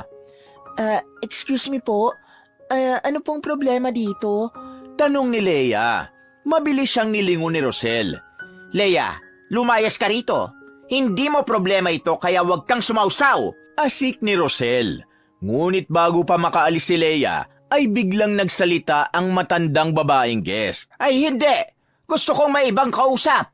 Baka mas mabuti pang ibang trabahador ng resort ang makausap ko kesa sa isang manager na makiti ng utak. Nanlaki ang mga mata ni Rosel sa sinabi ng matandang guest. Napakagatlabi si Leia. Halos mamula na siya sa pagpigil ng kanyang tawa sa reaksyon na yun ni Rosel. Isang malalim na paghinga ang pinakawala ni Leia bago niya hinarap ang galit na guest. Pasensya na po, ma'am. Ano po bang nangyari? Ano po bang naging problema? Tanong niya sa mahinahong tono. Nag-order ako ng pasta sa restaurant nyo. Sinabi ko nang alisin ang hipon dahil may allergy ako. Paulit-ulit ko yung sinabi sa waiter. Pero pagdating ng order ko, may hipon pa rin. Buti na lang at napansin ko bago ko pa makain. Alam mo ba kung gaano kalala ang allergy ko? Pwede akong mamatay kung sakali. Galit na wika ng babaeng guest. Pero nakausap niyo na po ba ang kitchen staff tungkol dito? Tanong ni Leia. Hindi ako nakipag-usap, kundi ang manager ninyo. Pero imbes na pagalitan ng chef o kahit man lang i-address ang concern ko, ang sabi niya ay hindi ang menu at mga chef nyo ang mag-a-adjust sa guest, kundi ang guest ang dapat na mag-adjust. Can you believe that? Napaka-unprofessional! Sagot ng guest habang diretsyong nakatingin kay Rosel. Hindi makasagot si Rosel at naniningkit lang ang mga mata nito habang nakikinig. Pasensya na po talaga, ma'am. Naiintindihan ko po kung gaano kahalaga ang dietary restrictions lalo na kapag may allergy. Wag po kayo mag-alala. Sisiguraduhin po namin na hindi na ito mauulit. Ani Leia at bahagya pa siyang yumukod. So, anong gagawin niyo tungkol dito? Tanong ng babae. Bilang paumanhin po ng resort, magbibigay po kami ng isang libreng overnight stay para sa inyo. Maaari po kayo mag-relax at enjoy ang amenities namin nang walang inaalala. Nakangiting sagot ni Leia. Napataas ang kilay ng babae pero unti-unting lumambot ang ekspresyon nito. Well, kung ganyan lang sana ang naging approach ng manager nyo kanina, hindi na sana lumaki pa ang isyong ito. Saad ng matandang guest. Pasensya na po ulit. Malumanay na sabi ni Leia. Tumingin ang babaeng guest kay Rosel at inirapan ito. At ikaw, matuto ka sa kanya. Ganyan ang pakikipag-usap sa guest at hindi gaya ng ginawa mo kanina. Naturingan ka pa namang manager, pero hindi ka marunong mag-handle ng situation na gaya nito. Mataray nitong turan kay Rosel. Matapos yon ay umalis na sa pool area ang babaeng guest at kahit papano ay nakahinga na ng maluwag si Leia. Nang wala na ang matanda, ay agad na bumaling si Rosel kay Leia. Nag-aapoy ang mga mata nito sa galit. Anong karapatan mong makialam sa problema ng resort? Hindi mo trabaho yon. Ang dapat mong inaatupag ay ang mga tanim na gulay at hindi ang mga guest. Isa kang magsasaka, Leia. Huwag mong kalimutan ang lugar mo! Mariing tura ni Rosel. Nanatili lang nakalmado si Leia. Hindi niya hinayaan na masindak sa pagsigaw nito. Kung hindi ako nakialam, baka mas lumala ang problema. Malalagay sa matinding kontrobersya ang farm resort kung pinabayaan lang natin ang reklamo ng guest. Isipin mo kung hindi ko siya napakalma, malamang galit pa rin siya hanggang ngayon. At ano sa tingin mo ang gagawin ng isang galit at unsatisfied na customer sa panahon ngayon? Isang post lang sa social media, Rosel. Isang kwento lang ng pangit na experience. Babagsak itong farm resort mo. Nang uuyam na paliwanag ni Leia. Nakita niyang saglit na nanlaki ang mga mata ni Rosel sa narinig. Anong ibig mong sabihin? Mariing tanong nito at halatang kinabahan nito. Isang makahulugang ngiti ang sumilay sa labi ni Leia. Narinig ko ang usapan niyo ng mga dati mong kaklase. Narinig kong sinabi mong ikaw ang may-ari ng farm resort na ito. Nakakalokong tugon ni Leia. Tila umurong ang dila ni Rosel sa sinabing yun ni Leia. Pinagpawisan nito at namutla. Matapos ang ilang segundong pananahimik ni Rosel, ay humakbang ito palayo. Sinundan ito ni Leia ng tingin at nang tuluyan ng mawala sa kanyang paningin si Rosel, ay isang ngiti ang lumitaw sa kanyang mga labi. Simula ng pangyayaring yon, ay lalo pang tumindi ang galit ni Rosel kay Leia. Hindi na nito pinalampas ang kahit anong pagkakataon para pahirapan siya. Tuwing may mabibigat at mahihirap na gawain sa farm resort, ay si Leia lagi ang inuuna nitong utusan. Kung dati ay hati-hati ang trabaho sa taniman, ngayon ay ipinapasa lahat kay Leia ang mga gawain. Mula sa pagbubunot ng mga damo, pagbubuhat ng mabibigat na sako ng pataba, hanggang sa walang tigil na pagdidilig sa malalawak na pananim sa ilalim ng tirik na araw. Minsan pa nga, kahit tapos na siya sa kanyang gawain, ay may ipapagawa pang panibago si Rosel na halatang sinasadya nito para pahirapan siya. Ngunit hindi yun ang naging sapat na dahilan para sumuko si Leia. Sanay siya sa ganong klase ng trabaho. Lumaki siyang nagtatrabaho bilang magsasaka at sanay siya sa mabibigat na gawain kahit matagal niya na yung hindi ginagawa. Doon na napansin ni Leia ang totoong ugali ni Rosel. Kapag pakiramdam ni Rosel ay kinakalaban ito ng isang tao o trabahador sa resort, ay hindi ito harapang gumaganti.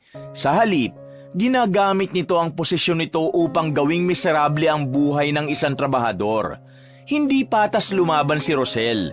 Hindi nito kayang harapin ng diretsyo ang mga kinaiinisan nito. Kaya ginagamit nito ang pagiging manager ng farm resort para iparamdam ang galit nito sa ibang paraan. Isang hapon, habang abala si Leia sa pagkuha ng pataba sa lupa, ay nakarinig siya ng malakas na boses mula sa manukan. Napatingin siya roon at nakita niya si Rosel na pinapagalitan ang isang matandang trabahador. Hindi mo ba naiintindihan ang sinasabi ko, Mang Cesar? Ilang beses ko bang uulitin na gusto kong maayos ang kulungan ng mga native na manok? Yan ang palaging ino-order ng mga tao sa restaurant. Bakit ba hindi mo nagagawa ng maayos ang trabaho mo? Sigaw ni Rosel habang nakaturo kay Mang Cesar. Pasensya na po, Ma'am Rosel. Ginagawa ko naman pong lahat ng makakaya ko. Pero may iba pa po kasi akong ginagawa bukod sa pag-aasikaso sa manukan. Nakayukong paliwanag ni Mang Cesar. Puro ka palusot! Ang tagal-tagal mo na dito pero parang hindi ka pa rin natututo. Galit na bulyaw ni Rosel at malakas nitong itinulak si Mang Cesar. Napasinghap si Leia sa gulat nang makita niyang bumagsak si Mang Cesar sa lupa. Napangiwi ang matanda at halatang nasaktan ito. Hindi pa nakontento si Rosel. Kinuha nito ang isang lagayan ng patuka at walang awang isinabo yon sa matanda. Tumalsik ang butil-butil na pagkain ng manok sa mukha at damit ng kawawang trabahador. Huwag kang tatanga-tanga sa trabaho, Mang Cesar. Kung hindi mo kaya, umalis ka na lang dito. Mariing sabi ni Rosel. Hindi na nakapagpigil si Leia at mabilis siyang lumapit kina Rosel at Mang Cesar. Napansin niya ang bahagyang panginginig ng matanda dahil sa takot habang nakaupo pa rin sa lupa. Agad na tinulungan ni Leia si Mang Cesar na makatayo. Bahagyang napangiwi si Mang Cesar na parang merong masakit dito, kaya lalo siyang nag-alala. Ikaw naman, Leia. Mahilig ka talagang makialam sa hindi mo dapat pinapakialaman. Sigaw ni Rosel ng punong-puno ng inis. Bumaling si Leia kay Rosel ng may matigas na tingin. Mali ang ginagawa mo, Ma'am Rosel. Kung may pagkukulang o pagkakamali si Mang Cesar, hindi mo siya kailangan sigawan at saktan. Mariing sagot ni Leia. At sino ka para sabihin sa akin kung paano ko dapat disiplinahin ang mga tauhan ko? Manager ako dito, Leia. Ikaw, isa ka lang magsasaka sa taniman. Matuto kang lumugar. Matalim ang mga matang wika ni Rosel. Hindi natinag si Leia. Ang pagiging manager mo ba ang nagbibigay sa iyo ng karapatan na mambastos at manakit ng mga tao? Kung may nagawa ngang mali si Mang Cesar, dapat kinausap mo siya ng maayos. Sagot ni Leia. Tumiim ang bagang ni Rosel at humakbang ito palapit kay Leia. Hindi mo ko dapat kinakalaban, Leia. Hindi mo alam kung ano ang kaya kong gawin. May pagbabantang sabi ni Rosel. Pasensya ka na, pero hindi ako natatakot lumaban kung alam kong tama ako at mali ang kinakalaban ko. Matapang na tugon ni Leia. Tahimik na nagpalitan ng tingin ng dalawa. Hanggang sa biglang tumawa ng mapait si Rosel at umatras. Masyado kang matapang, Leia. Pero ito ang tandaan mo. Kapag napuno ako sa'yo, hindi lang ikaw ang mawawalan ng trabaho. Pati ang nanay mo. Sisiguraduhin kung pareho kayong mawawala sa farm resort na ito. Banta ni Rosel. Hindi na hinintay ni Rosel ang sagot ni Leia. Tumalikod na ito at malalaki ang mga hakbang na lumayo. Pinanood muna ni Leia ang papalayong si Rosel at nang mawala na ito sa paningin niya ay saka siya bumaling kay Mang Cesar. Nakangiwi pa rin ito. May awang humaplo sa puso niya dahil para sa kanya, matanda na si Mang Cesar para itrato ng ganon. Mang Cesar, ayos lang po ba kayo? Tanong ni Leia na may kasamang pag-aalala. Ayos lang ako, Rosel. Medyo napasama lang ang bagsak ko. Masakit ng kaunti ang balakang ko eh. Tugon ni Mang Cesar. Baka po may pilay o pamamaga na hindi pa ninyo nararamdaman. Tulungan ko na po kayong pumunta sa klinik para matingnan. Nag-aalalang sambit ni Leia. Naku, hindi na. Baka kapag may pilay ako hindi pa ako hayaan na magtrabaho. Tanggi ng matandang lalaki. Huwag niyo pong isipin yun. Kahit ibigay ko po sa inyo ang sahod ko kapag hindi kayo pinagtrabaho. Baka kapag pinabayaan niyo yan, mas maging malaki pa ang problema niyo. Mas mabuti na po ang sigurado tayo. Giit ni Leia. Napabuntong hininga si Mang Cesar. Sa bagay, may punto ka. Salamat ha, Leia. Anito sabay ngiti. Maingat na inalalaya ni Leia si Mang Cesar sa paglalakad. Nakita niyang bahagyang nanginig ang tuhod nito, kaya mas hinigpitan niya ang pagkakahawak sa braso nito upang hindi ito mabuwal. Habang naglalakad sila papunta sa klinik, ay ramdam ni Leia ang bigat ng katawan ni Mang Cesar na bahagyang dumidepende sa kanya. Kahit sanay siya sa mabibigat na gawain, ay iba pa rin ang dalang bigat sa puso niya na makita ang isang nakatatanda sa ganong kalagayan. Sinulya pa ni Leia si Mang Cesar at hindi niya naiwasan na maalala rito ang kanyang namayapang tatay. Kung siya ang nasa lugar ng anak ni Mang Cesar at nalaman niya ang nangyari rito ay talagang masasaktan siya. Wala naman sigurong anak na gustong maapi ang kanilang magulang. Ay, mas sumasakit na ang balakang ko, Leia. Daing ni Mang Cesar. Kaunting tiis na lang po, Mang Cesar. Medyo malapit na po tayo sa klinik. Mahinang sabi ni Leia. Walang sinabi ang matanda. Pero nakita ni Leia ang bahagyang pagluha nito. Alam niyang hindi lang sakit ng katawan ang dinadala nito, kundi pati ang sakit ng kalooban dahil sa ginawa dito ni Rosel. Habang inaalalayan ni Leia si Mang Cesar patungo sa klinik, ay biglang lumapit sa kanila si Erica. Ito ang reservations manager ng farm resort na palaging nakabuntot kay Rosel. Hoy, anong ginawa mo sa tatay ko? Singhal ni Erica kay Leia. Inalis nito ang pagkakakapit ni Leia sa braso ni Mang Cesar. Medyo nagulat si Leia nang malaman na tatay pala ni Erica si Mang Cesar. May pag-aalalang humarap si Erica sa ama nito. Bakit parang hirap ka maglakad, tay? Anong ginawa sa'yo ni Leia? Galit na tumingin si Erica kay Leia na para bang isa siyang kriminal. Umiling si Leia. Hindi ako ang nanakit sa kanya. Tanggi ni Leia. Talaga? Hindi ako naniniwala sa'yo. Mariing sagot ni Erica. Huwag ka mambintang kung hindi mo alam ang nangyari. Si Rosel ang may gawa nito kay Mang Cesar. Matigas na sabi ni Leia. Natigilan si Erica. Para bang bigla itong nawalan ng boses, pero halata ang gulat sa mukha nito. Anong ibig mo sabihin? Hindi ito magagawa ni Rosel sa tatay ko. Umiiling na tura ni Erica. Erica, anak, nagsasabi ng totoo si Leia. Pinagalitan ako ni Ma'am Rosel kasi hindi ko naasikaso ang manukan. Sa sobrang galit niya itinulak niya ako at tinapunan ng pagkain ng mga manok. Napasama ang bagsak ko kaya masakit ang balakang ko. Buti nga at dumating si Leia at ipinagtanggol niya ako. Kwento ni Mang Cesar. Alam kong hindi ka maniniwala sa nangyari, Erica. Iniisip mo siguro na dahil kaibigan ka ni Rosel, hindi niya sasaktan ng tatay mo. Pwes nagkakamali ka. Kahit alam niyang tatay mo si Mang Cesar, kaya niya pa rin dun saktan. Mag-isip-isip ka, Erica. Kung kaibigan ba talaga ang tingin sa'yo ni Rosel? Oo nga pala, kailangan ni Mang Cesar na madala sa klinik para matignan ang balakang niya. Ikaw na magdala sa kanya ron. May kailangan pa akong gawin. Mahabang sabi ni Leia.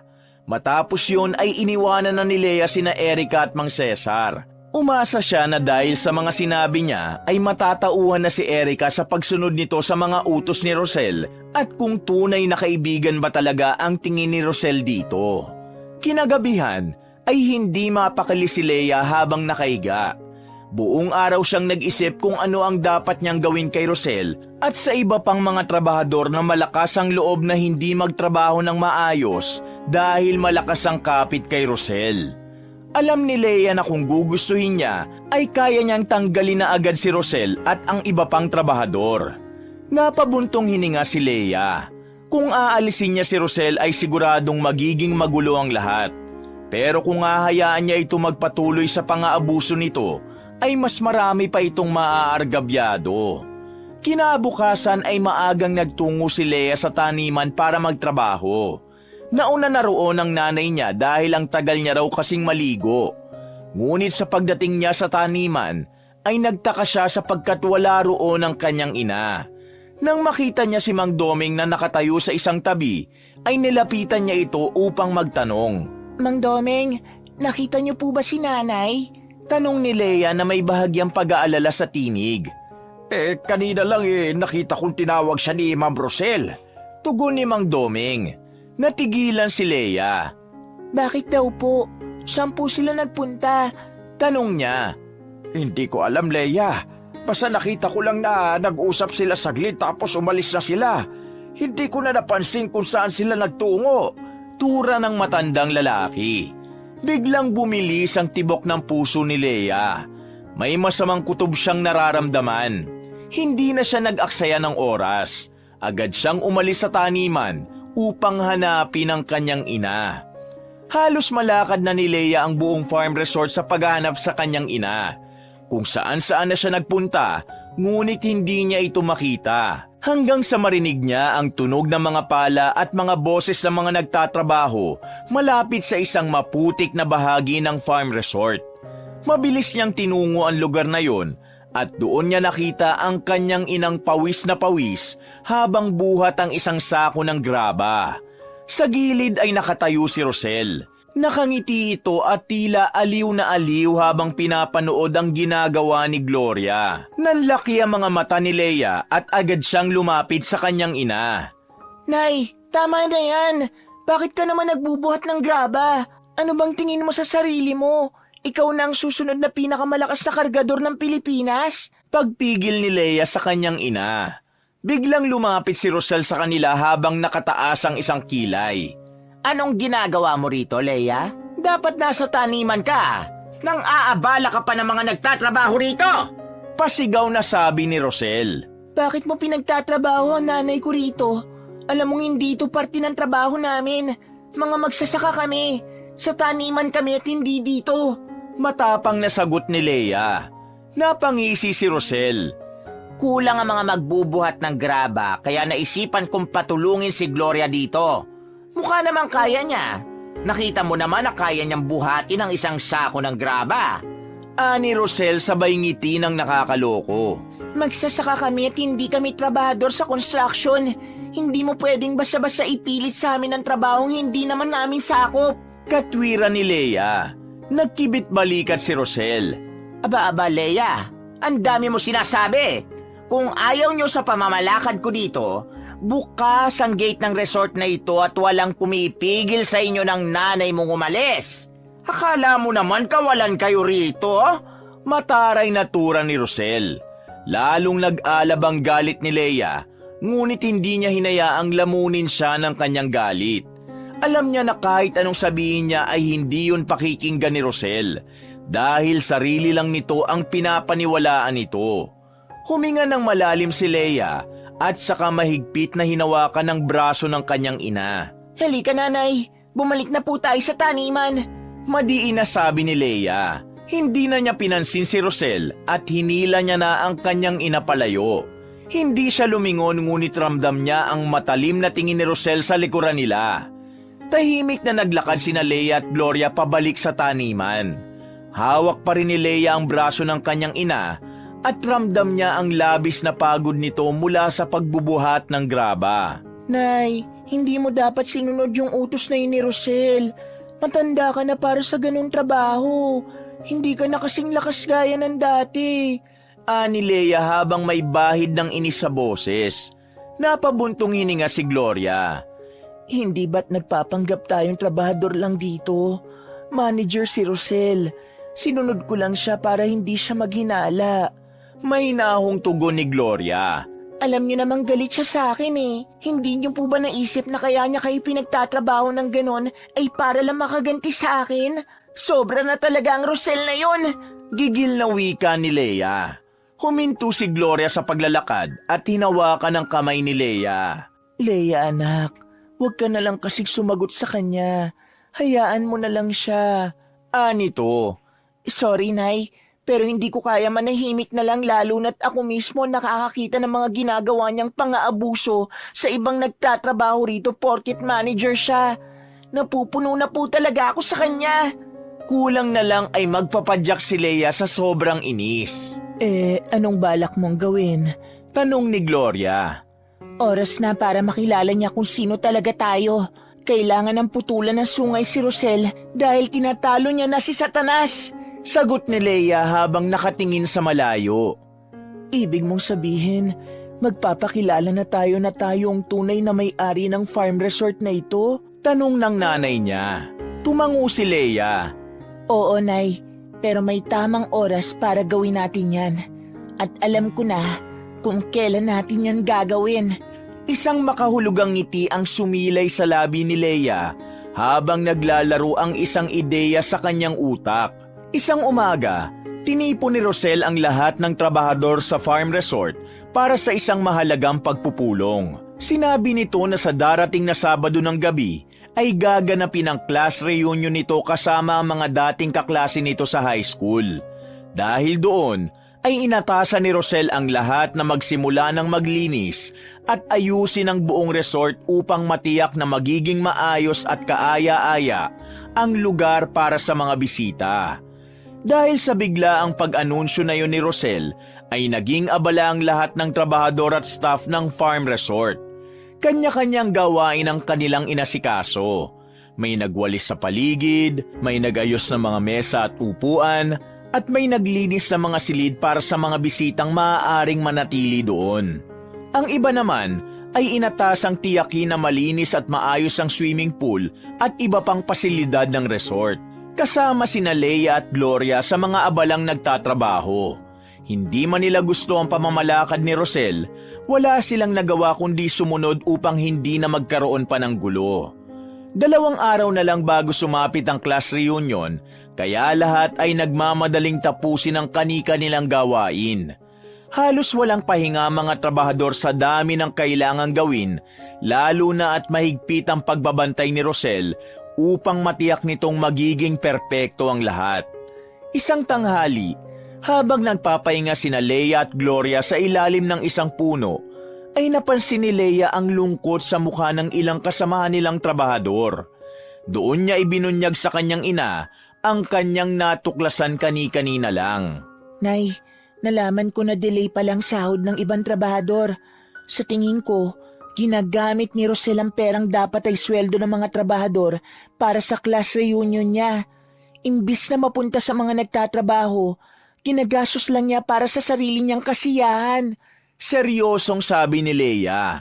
Anak, hindi tama na mag-akusa tayo ng wala pang matibay na ebidensya. Tura ni Gloria. Alam ko naman po yun. Kaya nga po inutusan ko si Mang Doming na mag-imbestiga. Malalaman din natin ang totoo. Pabulong na wika ni Leia. Maiba ko. Akala ko ba sasabihin na natin kay Rosel na tayo ang tunay na may-ari ng farm resort? Kailan mo balak gawin yon? Tanong ni Gloria. Sa mismong class reunion ni na Rosel. Alam ko na sa event na yon ay ipagmamalaki niya sa lahat ng kaklase niya na siyang may-ari nitong farm resort natin. Kapag sinabi niya na yon, saka natin isisiwalat ang katotohanan. Ipapakita natin kung sino talaga siya sa harapan ng mga dati niyang kaklase. Ani Leia sabay ngiti.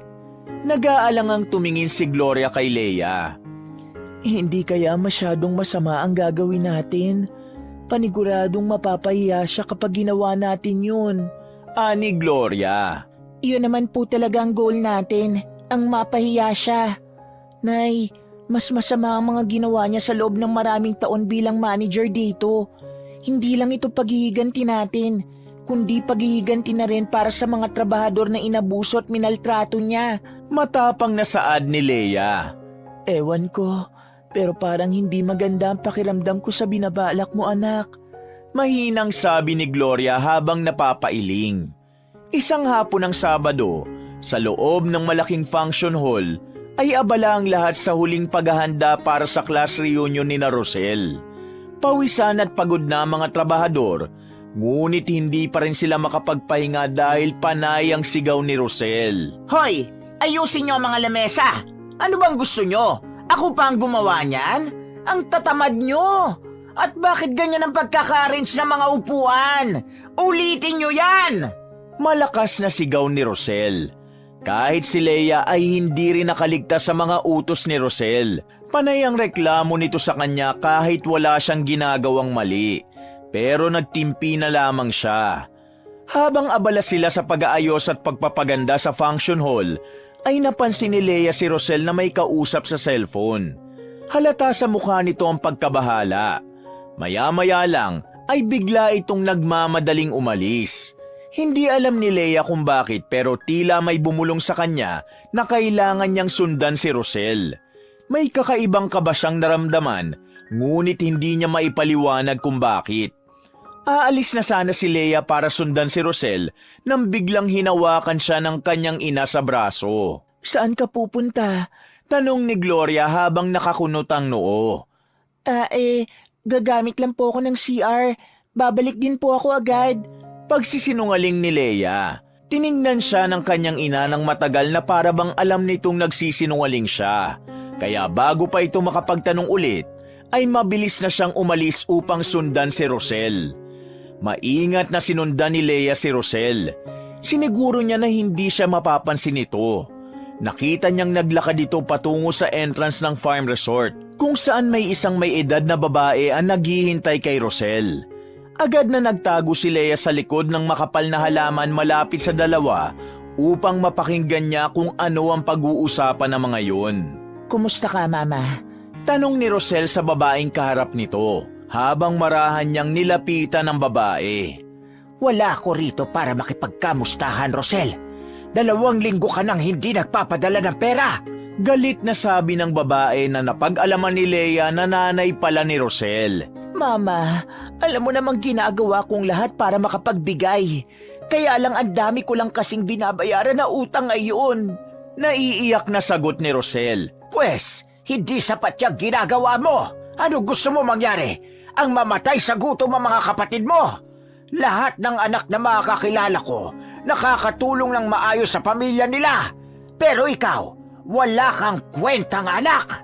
Kaya hindi kita maipagmalaki kasi wala kang kwenta. Asik ng nanay ni Rosel. Hindi na siya umimik at may hinugot siyang pera mula sa bulsa nito. Inabot nito ang pera sa nanay niya, pero imbis na matuwa ang nanay ni Rosel ay mas lalo pa itong nagalit. Ito lang? Kulang ito, Rosel. Sa dami ng bungangang lumalamo sa bahay, sa tingin mo magkakasya ito sa loob ng 1 linggo? Tanong ng nanay ni Rosel. Sorry po, pero yan na lang po ang meron ako. Nakayukong sabi ni Rosel. Habang pinapanood ni Leia ang tagpong yon mula sa kanyang pinagtataguan, ay bigla siyang nakaramdam ng awa kay Rosel. Sa unang pagkakataon ay nakita niya ang ibang bersyon ng babaeng yon. Sa pagkakataon na yon, nagdesisyon na si Leia na bumalik na sa function hall bago pa siya mapansin ni Rosel. At habang naglalakad siya ay tinanong niya ang kanyang sarili kung dapat pa ba niyang ituloy ang kanyang plano mamaya Matapos niyang malaman ang pinaguhugutan ng hindi magandang pag-uugali ni Rosel sa farm resort nila. Habang naglalakad pabalik si Leia sa function hall, ay patuloy pa rin siyang nag-isip tungkol sa kanyang nakita at narinig mula sa pag-uusap ni Rosel at ng nanay nito. Nabalot siya ng pagkalito kung tama ba na ipahiya si Rosel sa harap ng lahat, lalo na ngayong nalaman niya ang hirap na pinagdaraanan nito. Bigla na lang napahinto sa paglalakad si Leia nang makita niya si Mang Doming na papalapit sa kanya habang may hawak na isang envelope. Agad siyang nilapitan ni Mang Doming at luminga muna ito bago nagsalita. Leia, tama ang hinala mo. Ginamit nga ni Rosel ang perang pasahod sa mga trabahador para sa class reunion niya mamayang gabi. Pabulong na sabi ni Mang Doming habang inaabot sa kanya ang hawak nitong envelope. Kinuha ni Leia ang envelope at inilabas sa mga laman ng papel. Nakita niya ang ilang mga resibo at talaan ng transaksyon mula sa accounting office ng resort. Isa yung malinaw na record kung paano inilabas ang pondo ng resort para sa sahod ng mga trabahador at inilipat sa mga gastusin para sa engranding event ni Rosel. Malakas ang ebidensyang yan labang kay Rosel. Ano na plano mo ngayon, Leia? Ipapakulong mo ba siya? Seryosong tanong ni Mang Doming. Hindi agad nakasagot si Leia. Sa isang parte ng kanyang puso ay naroon ang galit niya sa pang-aabusong ginagawa ni Rosel. Hindi lang sa kanila, kundi sa ibang trabahador. Pero sa kabilang banda, sariwa pa rin sa isip niya ang tagpong nasaksihan niya kanina. Mabigat ang naging buntong hininga ni Leia bago muling nagsalita. Hindi ko pa alam, Mang Doming. Sa ngayon, gusto ko munang pag-isipan ang magiging hakbang namin ni Nanay. Pero maraming salamat po sa tulong ninyo. Aniya sabay ngiti. Tumango si Mang Doming at iniwanan na nito si Leia. Habang si Leia ay muling nagpatuloy sa paglalakad, mahigpit niyang hawak ang envelope habang patuloy na pinag-iisipan kung ano nga ba ang dapat niyang gawin. Pagsapit ng gabi ay unti-unti nang napuno ng mga tao ang function hall ng farm resort. Ang dating tahimik at payapang lugar ay nabuhay sa ingay ng halakhakan, kwentuhan at masiglang musika. Ang malaking function hall ay napapalamutian ng magagarang dekorasyon, mga gintong kurtina, chandeliers na nagkikislapan sa kisame, at mga mesa na inayusan ng mamahaling tablecloths at mga eleganteng centerpiece. Meron ding maliit na stage sa unahan. Isa si Leia sa mga naatasang maging waitress para sa gabing yon. Nakasuot siya ng itim at puting uniforme habang abala sa pag-aasikaso ng mga panauhin. Ang kanyang ina naman ay nasa kitchen at tinutulungan ng iba pang staff sa paghahanda ng pagkain. Maya-maya ay nagtungo si Leia sa kitchen upang kumuha ng tray para sa sineserve niyang alak. Doon ay sinalubong siya ng kanyang ina na halatang nag-aalala. Leia, itutuloy mo pa ba ang plano mo ngayong gabi? Tanong ni Gloria kay Leia. Sandaling natigilan si Leia bago marahang umiling.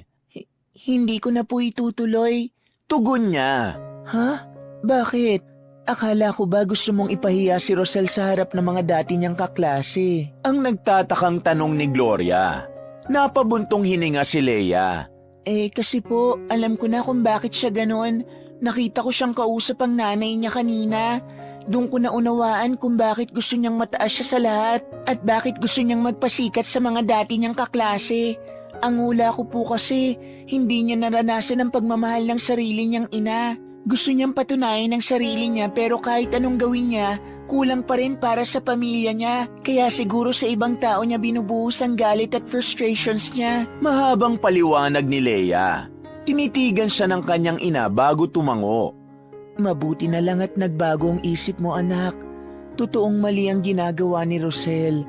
Pero hindi ibig sabihin nun, may karapatan na rin tayong gumanti sa kanya sa maling paraan. Saad ni Gloria.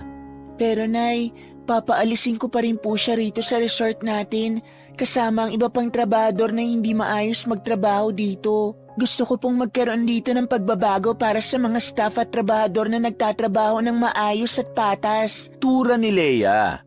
Bago pa makasagot si Gloria ay biglang bumukas ang pinto ng kitchen. Napapitlag silang mag-ina nang marinig ang galit na boses ni Rosel. Anong ginagawa nyo rito? Bakit kayo nagkukwentuhan habang oras ng trabaho?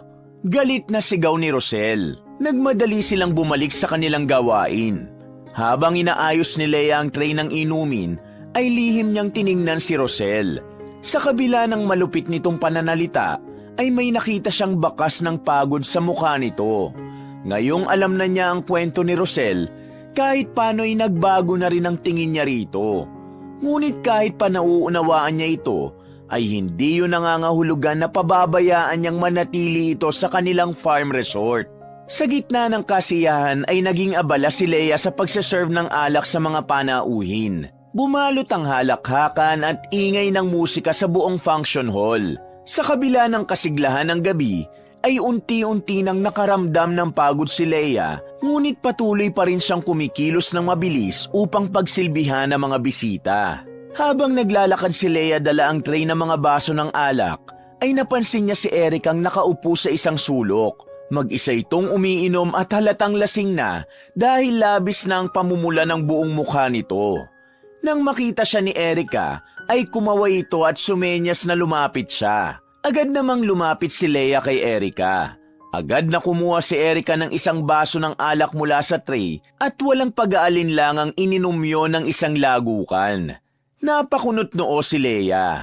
Erica, lasing ka na. Baka gusto mo magpahinga na muna. Tura ni Lea. Ngumisi si Erica. Hindi pa ako pwedeng umalis, Lea. May kailangan pa akong gawin. Anito? Ha? Anong ibig mong sabihin? Kinakabahan at nagtatakang tanong ni Lea. Hindi sinagot ni Erica ang tanong ni Lea. Sa halip ay muli itong kumuha ng isang baso ng alak at naglakad palayo sa kanya. Sinundan ito ng tingin ni Lea at hindi niya maipaliwanag ang kaba na bumalot sa kanyang dibdib. Hindi nagtagal ay nagsimula na ang main program ng class reunion. Ang ingay ng mga bisita ay bahagyang humina nang tawagin ng lalaking host ang atensyon ng lahat. Isa rin sa mga kaklase noon ni Rosel ang host ng event na yon. Magandang gabi sa inyong lahat. Maraming salamat sa inyong pagdalo sa ating class reunion. Sigurado kong lahat tayo ay excited para sa gabing ito. Masiglang bati ng host. Habang nagaganap yun ay abala pa rin si Lea sa pagsiserve ng pagkain ng mga bisita. Siyempre, hindi natin dapat kalimutan ang tao sa likod ng napakagandang venue at masasarap na pagkain natin ngayong gabi. Isang masigabong palakpakan para kay Rosel! Tura ng lalaking host at itinuro nito si Rosel na nakaupo sa unahan. Dumagundong ang palakpakan ng mga bisita. Halos lahat ay tumayo upang i-cheer si Rosel. Nakangiting umakyat sa stage si Rosel habang suot ang napakagandang red gown. Tumayo si Rosel sa tabi ng host. Grabe Rosel, hindi lang ikaw ang sumagot ng gastusin para sa gabing ito, pero ikaw rin pala ang may-ari ng isang napakagandang farm resort na ito. Talagang nakaka-proud. Baka naman gusto mong ikwento sa amin kung paano mo narating ang tagumpay mo. Nakangiting wika ng host. Ngumiti si Rosel na parang handang-handa ng sagutin ang tanong. Inabot ng host ang mikropono kay Rosel. Ngunit bago pa nito mahawakan ng mikropono, ay natigilan ng lahat nang umakyat sa stage ang lasing na si Erica. Nabigla si Lea sa kanyang nakita. Biglang bumilis ang tibok ng kanyang puso. Nagkatinginan ng mga bisita. Nagsimulang magkaroon ng bulungan. Sa kabila ng lahat, si Rosel ay nanatiling nakangiti, pero baka sa mga mata nito ang pagkabahala. Ano kayong gagawin ni Erica? Bulong ni Lea. Maya-maya ay tumahimik ang buong function hall. Lahat ng mata ay nakatutok sa stage at lahat ay hinihintay kung ano ang mangyayari. Agad na inagaw ni Erica ang mikropono mula kay Rosel, dahilan para manlaki ang mga mata nito sa gulat. Erica, bumaba ka ng stage ngayon din. Hindi ako bababa hanggat hindi ko nasasabi ang gusto kong sabihin. Mas madiin na sagot ni Erica na halatang lasing na. Huminga ng malalim si Erica bago humarap sa mga tao. Itinapat nito ang mikropono sa bibig, saka ito nagsalita. Lahat kayo ay niloloko ni Rosel. Hindi siya ang may-ari ng farm resort na ito. Isa lang siyang manager dito. Isa siyang ilusyonada at ambisyosang manager. Panimula ni Erika habang may namumuong luha sa mga mata nito. Nagpalitan ng tingin ng mga taong naroon. Ang dating papuri at paghanga kay Rosel ay napalitan ng pagkalito at pagdududa. Agad namang nagpatuloy si Erika sa pagsasalita. At alam niyo ba kung ano pa ang dapat niyong malaman kay Rosel? Maraming galit sa kanya dito dahil ubod ng sama ng ugali niya. Sinisigawan niya ang mga trabador. Kinukuha ang sahod para sa sarili niyang luho. Pagsisiwalat ni Erika. Erika, tama na. Pigil ni Rosel. Tumingin ng diretso si Erika kay Rosel. Akala ko, Rosel, magkaibigan tayo. Buong buhay ko sinunod kita. Naging sunod-sunuran ako sa lahat ng gusto mo. Pero hindi ko akalain na magagawa mong saktan ang sarili kong tatay. Bilang anak, napakasakit ng ginawa mo sa kanya.